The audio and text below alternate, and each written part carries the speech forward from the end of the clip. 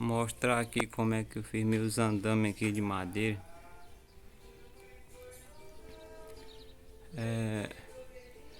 Essa altura aqui 4,20 m de altura.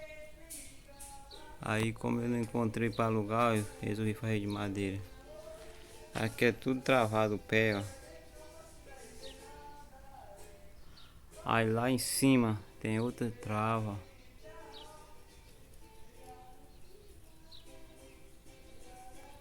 Aí aqui é o seguinte, ó. É travado aqui, ó. E travado lá na parede lá, ó. Pra ele não vir. Ele não vir pra cá. E aqui, o modo como eu fiz a emenda da madeira, ó. Eu furei com a broca de 10 mm e coloquei um vergalhão de ferro. Vergalhão de 10. Aí aqui, ó, eu encostei a ponteira pra cá, pra baixo. E desse lado eu encostei pra cima, ó. Dois vergalhão, assim ele não fica nem pra um lado nem pra outro.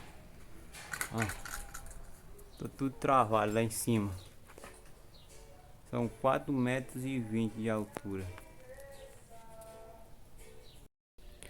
Aqui eu tô em cima dele, ó. 4,20 m. Ó o riazinho ali.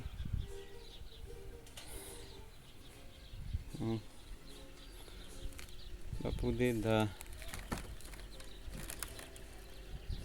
Aqui é um pé direito duplo que vai ficar com 6 metros de altura.